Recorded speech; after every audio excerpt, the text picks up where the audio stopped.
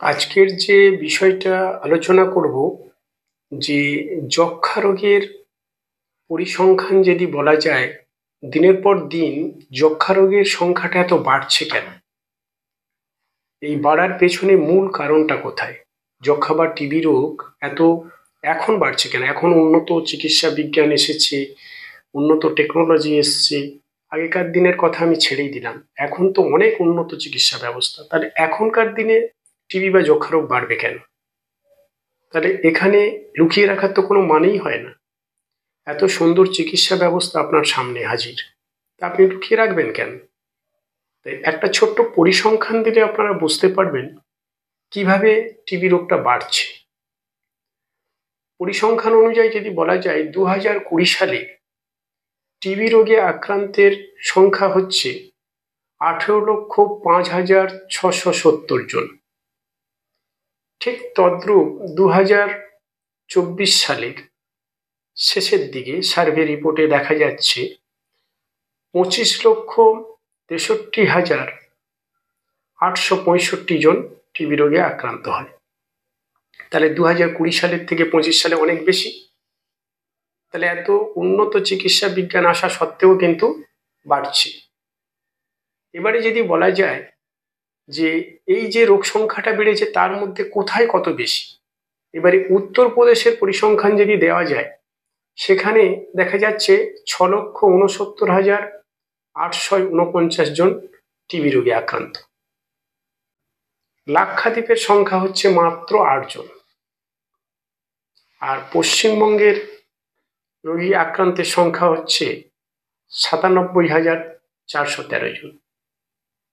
এটাই হচ্ছে টিবি আক্রান্তের পরিসংখ্যান। তাহলে এত বাড়ছে কেন? এত বাড়ার পেছনে কারণ হচ্ছে, টিবি রোগে আক্রান্ত হলে বুঝি কে কিছু মনে করবে এবং কি না কি বলবে, ভয় ভীতির মধ্যে রয়েছে। ভয় ভীতির মধ্যে থেকে টিবি রোগে আক্রান্ত হয়ে নিজের বাড়িতে, ধরুন কারো টিবি হয়েছে, নিজে তো আক্রান্ত হলেন, সঙ্গে বাড়ির আনুষাঙ্গিক যতজন আছে ছেলে মেয়ে সবাই আক্রান্ত হলো। এবং আপনি যাদের সঙ্গে, যে সমস্ত বন্ধু বান্ধবের সঙ্গে মেলামেশা করছেন, মিশছেন, আড্ডা মারছেন, 3-3.5 ফিটের মধ্যে হাঁচি কাশি দেওয়ার পরে তারাও আক্রান্ত হয়ে যাচ্ছে। কারণ টিবি হচ্ছে একটা ড্রপলেট ডিজিজ। কাশির মাধ্যমে যে থুতুর যে একটা পেরিয়ে যায়, সেটা হচ্ছে ড্রপলেট হচ্ছে। এই ড্রপলেটের মাধ্যমে একজনের থেকে আরেকজন আক্রান্ত।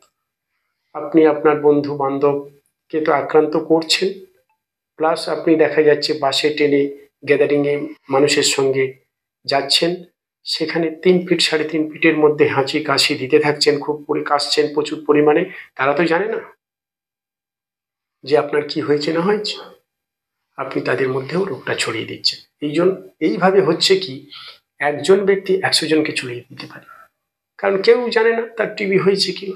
তারাও তার পাশে মুখ নিয়ে দাঁড়িয়ে আছে। একটা ট্রেনের মধ্যে দেখবেন একজন কাশছে, তার মুখের পাশে পাশে সব কত মানুষ দাঁড়িয়ে আছে, তারা তো জানে না তার কি হয়েছে। কিন্তু যদি একটা টিবি আক্রান্ত পেশেন্ট সে দাঁড়িয়ে থাকে, এইভাবে যদি কাশে, 3 ফুট কেন, ট্রেনের মধ্যে আপনার 1.5 ফুট ডিস্টেন্সেও সব যে যার মুখ নিয়ে দাঁড়িয়ে থাকে, সবাই আক্রান্ত হবে। এইভাবে একজনের পর একজন, একজনের পর একজন, এইভাবে আক্রান্ত হতেই থাকবে। তাহলে এটা তো গেল একটা কথা। টিবি রোগ যে শুধু আমাদের লাংসে হয় তার তো কোনো। টিবি রোগ আমাদের গ্ল্যান্ড টিবি হতে পারে, ব্রেন টিবি হতে পারে, ইন্টেস্টিনিয়াল টিবি হতে পারে, স্কিন টিবি হতে পারে, লাং টিবি হতে পারে। টিবির অনেক রকমের ভাগে টিবি হতে পারে। আপনি করছেন কি, একজন থেকে 100 জনকে ছড়াচ্ছেন। এইভাবে পরিসংখ্যান অনুযায়ী বাড়তে থাকছে। তাহলে আপনাকে ট্রিটমেন্টের সান্নিধ্যে যেতে হবে, ট্রিটমেন্ট করাতে হবে, তাহলে রোগ সংখ্যা বৃদ্ধি পাবে না। এবারে যক্ষ্মা যে হয়েছে, তার উপসর্গগুলো কি? উপসর্গগুলো হচ্ছে লাগাতার 3 সপ্তাহের বেশি কাশি, কাশির সঙ্গে রক্ত আসতে পারে, রক্ত আসতে থাকে, এবং অকারণে শরীরের ওজন কমে যাওয়া, খিদে কমে যাওয়া, এবং রাতে ঘুমের মধ্যে অস্বাভাবিক ঘাম, সারাদিন আলস্য ভাব, একটা দুর্বলতা ভাব, বুকে ব্যথা, এই সমস্ত কমন সিমটমসগুলো সাধারণত দেখা থাকে। এই সমস্ত কমন সিমটমসগুলো সাধারণত দেখা দিয়ে থাকে। তাহলে এই সমস্ত সিমটমস দেখা দেওয়ার সাথে সাথে তাহলে আমাকে যেতে হবে ইনভেস্টিগেশন করার জন্য, ডাক্তারবাবুর সান্নিধ্যে যেতে হবে। সেখানে গেলে সহজ সিম্পল কয়েকটা পরীক্ষা আছে যেগুলো খুব অল্প খরচের মাধ্যমে এই টেস্টগুলো করা হয়। যেমন একটা চেস্ট এক্স রে, পরপর 3 দিন কফের পরীক্ষা, sputum for 3 consecutive days AFB test, Mantoux test, TB gold test এবং ব্লাড ফর টিসিটিসি এসআর। এই কটা সিম্পল টেস্টের মাধ্যমে টিবি রোগ বা যক্ষা রোগ ডায়াগনোসিস হয়ে যায়। তাহলে ভয় ভীতি তো পাওয়ার কিছু নেই। আর দ্বিতীয়ত যখন ডায়াগনোসিস হয়ে যাবে তখন তো ফ্রি অফ কস্টে ওষুধ সমস্ত গভর্নমেন্ট হসপিটালে ফ্রি অফ কস্টে পাওয়া যায়, এবং সময় মতন ঠিক মতন করে যদি ওষুধ নিয়ম মেনে খাওয়া যায় তাহলে সম্পূর্ণরূপে সুস্থ হয়ে যাবেন। আপনি ভালো থাকবেন, আপনার বাড়ির পরিবারের সবাই ভালো থাকবে, এবং অন্যান্য পাড়া প্রতিবেশী যাদের সঙ্গে আপনি মেলামেশা করছেন, চলাফেরা করছেন, তারাও সুস্থ স্বাভাবিক থাকবে। তাহলে রোগের পরিসংখ্যানটা কমে যাবে। তাহলে আমি এখানে রোগটাকে লুকিয়ে রাখবো কেন? আমার তো লুকিয়ে রাখার কোনো মানেই হয় না।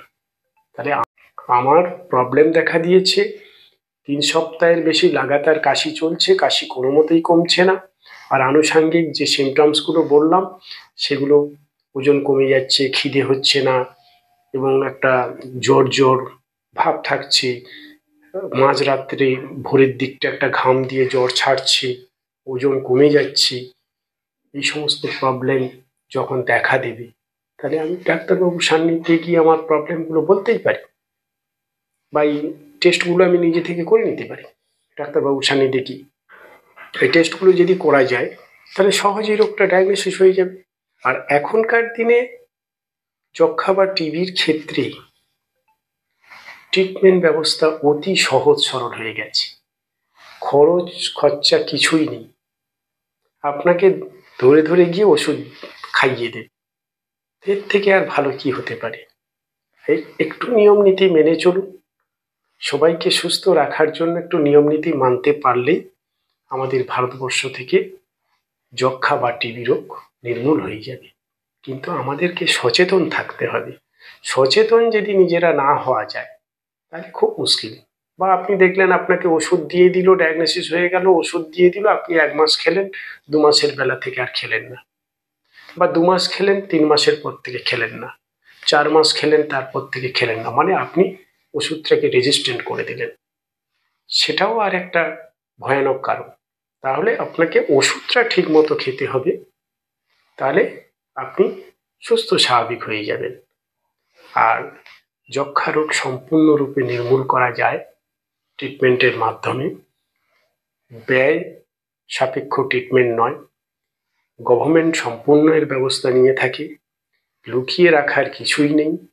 আপনার যে সিমটমসগুলো আগে বলা হলো সেই সমস্ত সিমটমস দেখা দেওয়ার সঙ্গে সঙ্গে আপনি ডাক্তারবাবুর সান্নিধ্যে হসপিটালে গিয়ে পরপর 3 দিন কফ পরীক্ষা করান, চেস্ট এক্স রে পরীক্ষা করান, ম্যানটক্স টেস্ট করান, পারলে টিবি গোল্ড টেস্ট করিয়ে নিন, কনফার্ম হয়ে যাবে আপনার যক্ষা বা টিবি হয়েছে কিনা। অযথা ভয় ভীতি না করে রোগকে লুকিয়ে রাখবেন না, পরিসংখ্যান কমান, ভারতে টিউবারকুলোসিস মুক্ত দেশ গড়ে তোলার চেষ্টা করুন। নমস্কার, ভালো থাকুন, সুস্থ থাকুন। আমি ডক্টর বারিক।